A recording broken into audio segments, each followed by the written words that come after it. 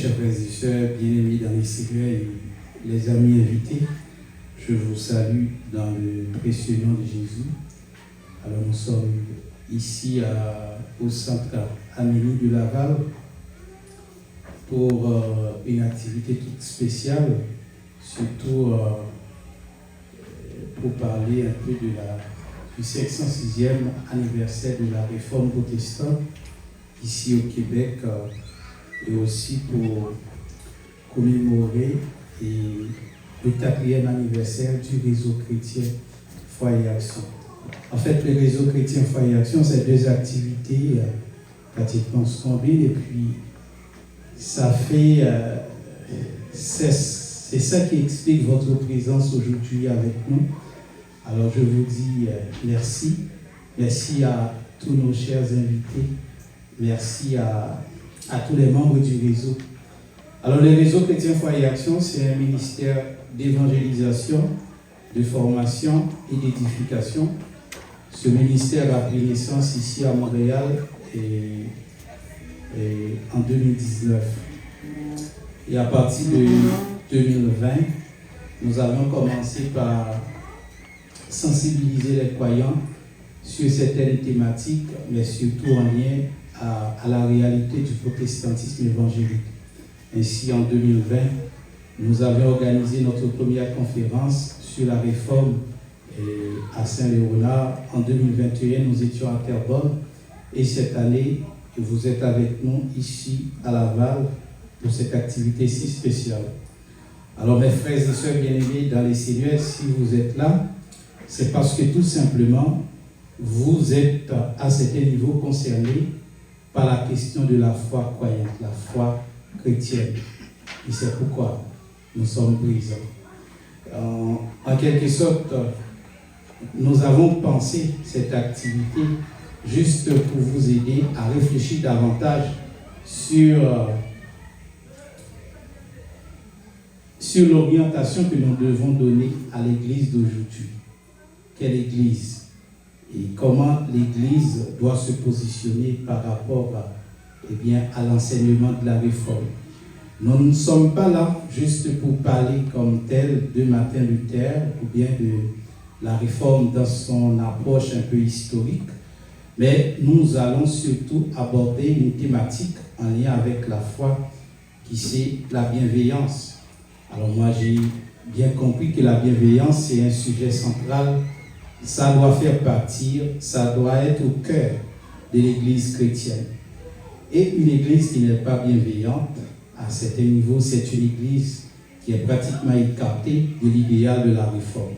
Aujourd'hui, nous sommes là avec deux invités. Disons, il y avait pasteur Michel Monette, pratiquement qui est malade, il n'est pas capable de répondre à l'invitation. Nous sommes là avec l'évangéliste Sylvie Cloutier, qui c'est une alliée du réseau. Évangéliste Sylvie Cloutier travaille avec nous, ça fait déjà plus que 3 ans au réseau. C'est l'une de nos oratrices. Elle a pris souvent la parole dans les activités du réseau. Elle est là pour nous parler de ce sujet, une église prédestinée à la bienveillance. Et nous allons faire un petit retour sur la parabole du bon samaritain. Alors, le pasteur Jorel Sanon est aussi présent pour la toute première fois au réseau. Il va aussi intervenir sur cette thématique. Alors, au réseau chrétien, il y a toujours cette tradition d'échange, de dialogue. Après la présentation de nos deux intervenants, vous aurez aussi la possibilité de produire des commentaires ou de poser une question s'il y en a. Alors, je vous souhaite déjà bonne audition avec nos deux invités. Et évangéliste Sylvie Cloutier, nous allons commencer d'abord avec évangéliste Sylvie Cloutier, qui est une femme très engagée dans le ministère d'évangélisation ici au Québec. Et elle fait partie de plusieurs plateformes qui réfléchit sur la question de la foi. Elle intervient souvent sur cette thématique et surtout avec Mur International ici au Québec. Alors, je cède la parole à évangéliste Sylvie. Je vous dis déjà que le programme. On a eu quand même un bon temps d'adoration avec Sterland. Et puis, il n'y a pas que Sterland, il y a Géraldine qui est là aussi avec nous. Vous aurez le temps de goûter quelque chose, eh bien, avec Géraldine. Et puis, le réseau va organiser un souper. Il y a un souper qui vous sera offert en toute fin. Alors, n'oubliez pas, vous êtes avec nous jusqu'à la fin. Je donne la parole à évangéliste Sylvie Cloutier. Ça va bien, évangéliste?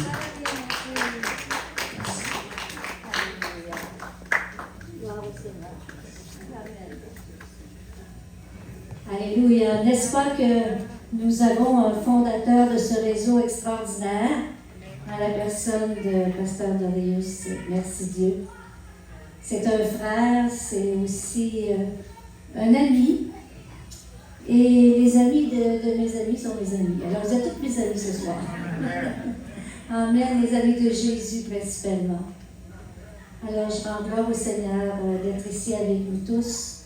Et c'est un grand honneur pour moi d'être là. Allô? Pour réfléchir ensemble sur ce thème tellement si important qui est une Église prédestinée à la bienveillance. Amen. D'emblée, je vais vous dire que le mot bienveillance se sépare en deux. On a le mot bien et veillance. Donc, on doit veiller à pratiquer le bien. Amen.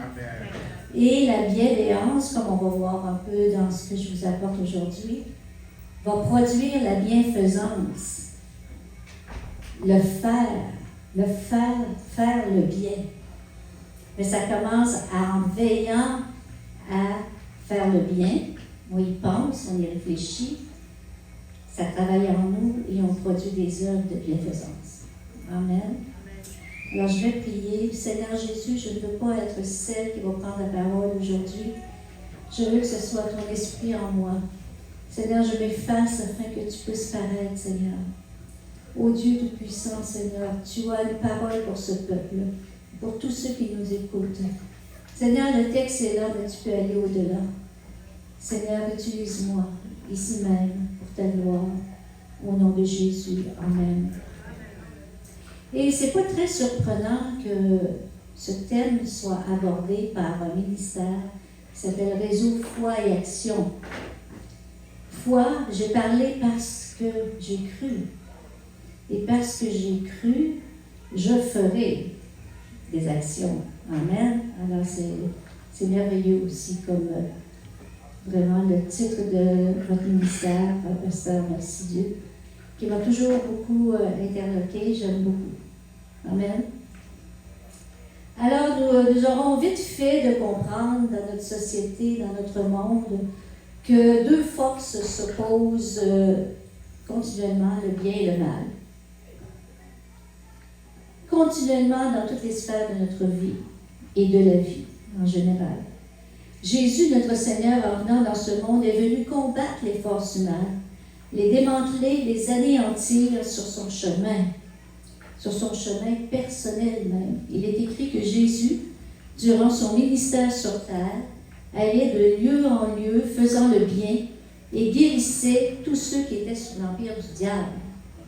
Alors c'était sa priorité chaque matin. Je m'en irai, j'irai de lieu en lieu, et je vais aller faire le bien, tout en guérissant tous ceux qui sont sous l'empire du diable. Il était conscient de cela. C'était sa priorité chaque matin. On voit ici dans ce verset que conjointement au fait qu'il allait de place en place faisant le bien, il luttait également contre les forces du mal. L'apôtre Jean, dans sa première épître, au chapitre 3, verset 8, nous dira que le Fils de Dieu a paru afin de détruire les œuvres du diable, les œuvres du mal, les œuvres du malin même, qui est l'auteur du mal. Si Jésus, notre Maître, qui est notre exemple, avait pour mission de faire le bien, nous allons aujourd'hui nous concentrer sur cet aspect de son ministère, faire le bien. Alors, il semble évident pour nous que la première pensée que l'Église doit avoir en termes de ministère, mais aussi en termes de citoyen du ciel. Qui est citoyen du ciel ici? Amen. On a changé d'adresse. Amen. Alléluia. Alors, ça devient évident que l'Église est et devrait être la bienveillance et la bienfaisance même. C'est-à-dire être bon et faire le bien comme Jésus le faisait. Et Jésus faisait le bien parce que Jésus était d'abord. Il était bon. Et la bonté de Dieu en lui produisait le bien. Alors c'est justement cette nature de lui-même qui nous a légué à la nouvelle naissance, afin que nous allions et faisions comme lui, allant de lieu en lieu, manifestant sa bienveillance, accomplissant le bien sur toutes ses formes. Autrement dit, cela fait partie de cette seconde nature que l'Église a hérité de lui. Amen. Le thème de ce jour est tellement si pertinent, de sorte que l'Église devrait s'asseoir et même méditer à ce sujet. L'Église a été prédestinée par Dieu lui-même à la bienfaisance, tout comme Jésus nous a donné et offert un exemple extraordinaire de par sa vie sur terre. La bienveillance dans le cœur des hommes va aboutir, engendrer inévitablement la bienfaisance. Il en est ainsi pour l'Église de Jésus-Christ, de façon générale, c'est-à-dire adressée à tous les hommes. Dans Romains 2, verset 7, il est écrit que Dieu réserve la vie éternelle à ceux qui, par la persévérance à bien faire, cherchent l'honneur, la gloire et l'immortalité. Je ne sais pas si vous avez déjà réfléchi et médité ce verset. Par la persévérance à bien faire. Amen. C'est pas j'ai reçu la vie éternelle une fois, c'est tout, c'est fini. On a un mandat de persévérer à bien faire et de rechercher ici-bas l'honneur, la gloire et l'immortalité. Alors, si on est ainsi pour tous les hommes, parce que ce verset-là est adressé à tous les hommes, à plus forte raison, qu'en est-il de son Église? Amen. On doit se démarquer, n'est-ce pas? Amen. La question est alors, est-ce que, de façon consciente et préméditée, comme le titre le dit, l'Église d'aujourd'hui cherche, dans tout ce qu'elle fait, l'honneur et la gloire? Consciente elle est de l'immortalité en plus, persévérant sans cesse à bien faire dans tout ce qu'elle vit et projette de vivre. C'est toute une question. C'est une bonne question que nous devions nous poser, que l'Église devrait aujourd'hui se poser. Est-ce qu'elle a toujours été intentionnelle à ce niveau? Amen? Intentionnelle veut dire de façon réfléchie, qu'elle s'arrête et qu'elle réfléchisse, qu'elle est dans ce monde pour persévérer à bien faire, cherchant l'honneur et la gloire. Sur le plan collectif, il est plus facile de se démarquer et de bien paraître en tant que communauté. On offre des biens, de la nourriture, le logis pour les démunis, on paraît bien. Mais qu'en est-il sur le plan personnel, en tant qu'Église personnelle de Jésus-Christ? Est-ce que je veille toujours à être cette Église aimante, qui pardonne dans un temps record lorsqu'elle est offensée, et qui toujours démontre cette bienveillance qui devrait lui coller à la peau maintenant, devrait lui coller à la peau, puisque quoi? Sa divine puissance nous a été donnée, et elle contribue à la vie et à la piété, de manière à ce que nous devenions participants de la nature divine. Amen. On ne devrait pas avoir d'excuses humaines. On ne devrait pas avoir d'excuses charnelles. Dieu nous a donné sa divine puissance, ce qui contribue à notre piété, à la vie que nous avons à vivre sur terre, en son nom, devenant participants de sa nature. C'est l'apôtre Pierre qui le dit dans sa deuxième épître, chapitre 1, versets 3 et 4. Ceci dit, selon ce verset et bien d'autres dans la parole de Dieu, il est clair que l'Église a été prédestinée à la bienfaisance. La bienfaisance étant de prodiguer des bienfaits à autrui, à être enclin à faire du bien aux autres, à la bienveillance, mais bienfaisance comme résultat. Mais la question qui subsiste est-elle en train de remplir ce mandat au moment où nous parlons? Est-ce qu'elle met un point d'honneur personnellement et collectivement à agir, penser, œuvrer avec cette pensée en tête à chaque jour, fidèlement et délibérément? Il y a ce proverbe dans la parole de Dieu que j'aime, que j'affectionne tellement particulièrement. Ça dit « L'homme bon fait du bien à son âme ». Si l'homme bon fait du bien à sa propre âme, qu'en est-il maintenant envers les autres? Tout à l'heure, on avait ce légiste qui posait la question à Jésus « Qui est mon prochain ?» Et c'est écrit dans la parole qu'il disait ça pour se justifier, dans le sens que l'homme fait des catégories. Ce genre de prochain, non. Cette classe de prochain, non. Cette catégorie, Mais Dieu, Jésus, ne fait aucune exception de personne. Le prochain, c'est quiconque que tu vois. Et c'est pas tu le fais et tu n'as pas d'amour pour la personne. Non, le Seigneur inclut l'amour. Il inclut l'honneur même, parce qu'il est écrit dans la parole de Dieu, vous savez bien, honorer tout homme. Alors, en tant qu'Église de Jésus-Christ, est-ce qu'on se comporte comme ça aujourd'hui? C'est la question qu'il faut se poser. Est-ce que personnellement, j'ai encore des réticences envers telle ou telle personne? Il se peut que la personne se conduise mal et que, oui, on peut avoir un certain dégoût de ce que la personne fait. Mais est-ce qu'on peut voir le cœur de la personne derrière ça? Est-ce qu'on peut l'imaginer comme étant sauvée un jour? Est-ce qu'on peut l'aborder de façon à ce qu'elle devienne cette nouvelle créature? Amen. Est-ce qu'on peut prier pour une personne comme ça? Ou si on dit, ça ne vaut pas la peine. Mon prochain, c'est qui? Jésus a répondu par la parabole du Samaritain. Voilà qui est mon prochain. Amen. Les religieux ont passé à côté de lui. Ils n'ont rien fait. Ils n'ont même pas levé le regard. Ils ont passé outre. Mais Jésus, dans cette histoire, a parlé du bon Samaritain, qui non seulement s'est attardé auprès de lui, il a pansé ses plaies, il a pris soin de le soulager sur place. Ensuite, il l'a mis sur sa monture, il l'a amené à l'hôtellerie, il a payé, puis il a dit, quand je vais revenir, je te dois autre chose, mais là, sur la facture, je vais le payer. N'est-ce pas une belle image de Jésus? En fait, Jésus parlait de lui-même lorsqu'il décrivait cette parabole. C'est le haut standard. Amen. Et pourtant, probablement vous dites, parce que votre cœur est bon, vous dites, mais oui, mais c'est sûr que j'aurais fait la même chose.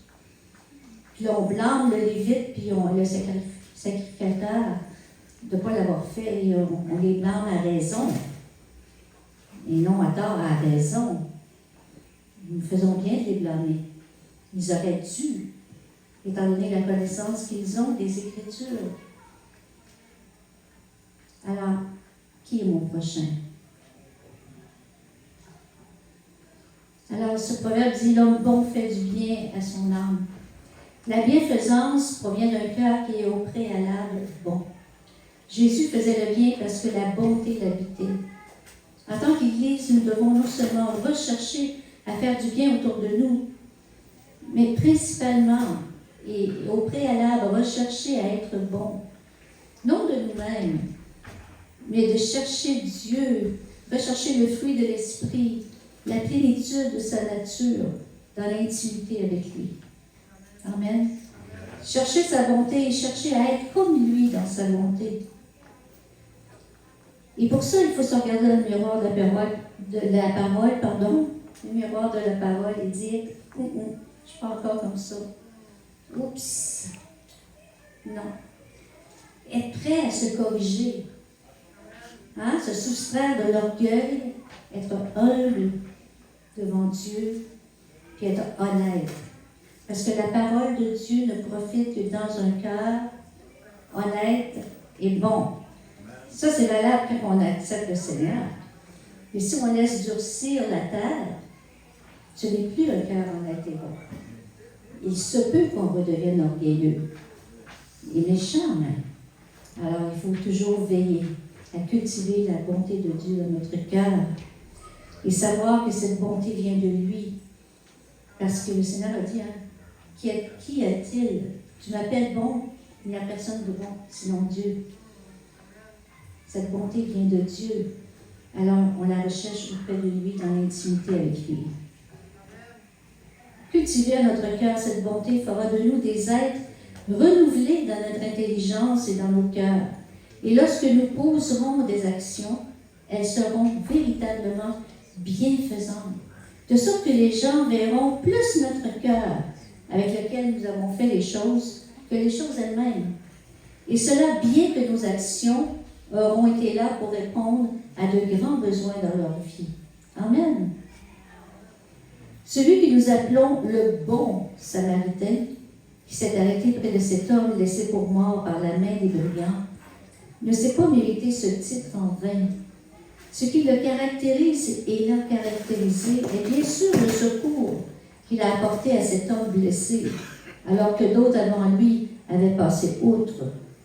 Mais ce dont on se souvient le plus est de son cœur bon, qui a posé toutes ses actions et qui a fait en sorte que rien ne manque à cet homme après même son départ. Dans cette histoire que raconte Jésus à ses disciples, on y voit un sacrificateur et un lévite passer auprès de cet homme sans s'arrêter. L'Église de Jésus-Christ reçoit ici de la part du Seigneur deux avis très importants que je vais vous dire. Le premier, c'est que la tâche, si grande soit-elle, qui nous attend, ne nous empêche jamais de porter secours au plus petit qu'il soit. C'est pourquoi une grande récompense est réservée à quiconque donne un verre d'eau à l'un de mes petits, nous dit le Seigneur. Amen. Le Seigneur considère toute personne, petite ou grande, humble, effacée. La tâche ou encore le ministère que remplit l'Église au nom du Seigneur, comme faisait le sacrificateur, le Lévite, ne doit jamais passer avant le moindre geste bienfaisant apporté à quelqu'un qui, sur notre chemin, en a besoin. Ce serait une forme de falsification du rôle et du ministère premier que Dieu nous a laissé. On est d'accord avec ça? Amen. Deuxième avis que le Seigneur nous donne par cette parabole, c'est ne pas agir comme ce sacrificateur et ce lévite qui n'ont eu aucun égard pour l'homme souffrant passant outre leur chemin. On a compris ça. Cette parole du Seigneur retentit maintenant dans mon oreille par rapport à cette histoire. Et c'est lorsque le Seigneur nous dit dans Matthieu 5, 20, il nous dit que si notre justice ne surpasse pas celle des scribes et des pharisiens, nous n'entrerons pas dans le royaume des cieux. Quand on colle ce verset-là avec le Romain qu'on a lu tout à l'heure, on dit « Oh, persévérant à bien faire, cherchant l'honneur et la gloire. » Il faut que notre justice, en plus, surpasse celle des scribes et des pharisiens. Et Seigneur dit « C'est votre justice. » Mais Seigneur, c'est pas ma justice, c'est ta justice. J'ai été justifié par toi, oui. Mais tu dois arriver à une place où tu es juste comme je suis juste, saint comme je suis saint, parfait comme je suis parfait.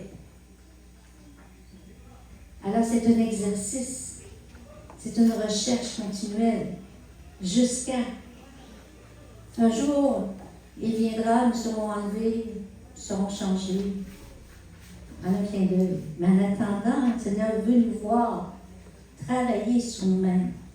L'apôtre Paul parlait du travail, de travailler à son salut. C'est ça, travailler à son salut. c'est premièrement travailler sur notre être. Notre être a été abîmé par le péché. Notre être a connu la nature pécheresse. Et bien que le Seigneur est venu habiter avec nous dans notre cœur, par la nouvelle nature, il nous a transformés, oui, mais on doit participer à cette transformation. C'est pourquoi le Seigneur nous dit que sans la sanctification, personne ne verra le Seigneur. Alors, il nous faut être sérieux avec notre engagement avec Dieu. Parce qu'une alliance, elle a toujours deux côtés. Amen. Dieu remplit son contrat, nous devons remplir le nôtre.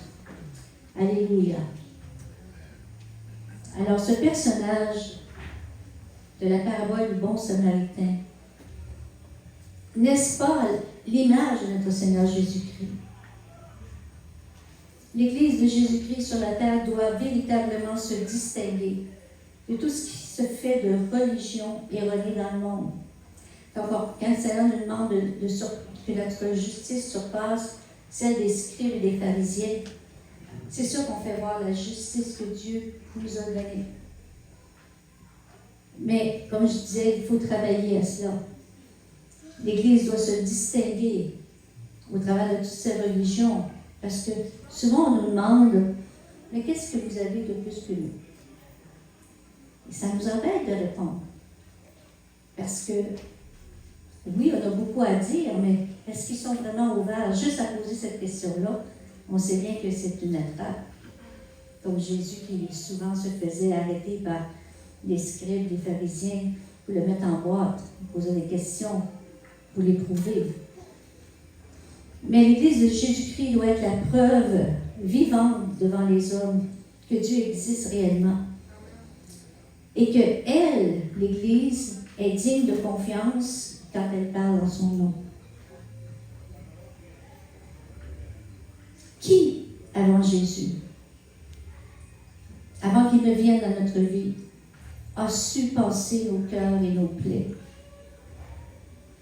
Je parle ici de Jésus, qui est à l'image du bon samaritain dans cette parabole. Qui d'autre que lui s'est chargé de nous sur sa monture pour nous amener dans une oasis de paix, là où la sécurité et le bien-être seraient notre partage, et cela même après son départ de cette terre? Il l'a fait, il a tenu promesse. Encore aujourd'hui, après avoir payé le prix, il s'assure que rien ne nous manque. Même, il remplit notre coupe, nous dit la parole, afin que notre coupe déborde. Parce que il veut que notre coupe déborde et se déverse sur les autres. En toutes sortes de bienfaits, d'actes de bienfaisance, d'amour et de compassion. Là où le monde et toute sa religion, quelle qu'elle soit, n'est pas au rendez-vous quand la facture des hommes souffrants est trop élevée. Amen. Jésus seul est capable de la payer. Et Jésus, lui, a tout payé. Et de son vivant, il n'a jamais laissé quiconque à vide sans que son besoin auprès de lui, cette personne, ne soit répondu. Et aujourd'hui encore, il s'assure que ce qu'il a payé pour nous profite tous les jours de notre vie. Amen. Alléluia.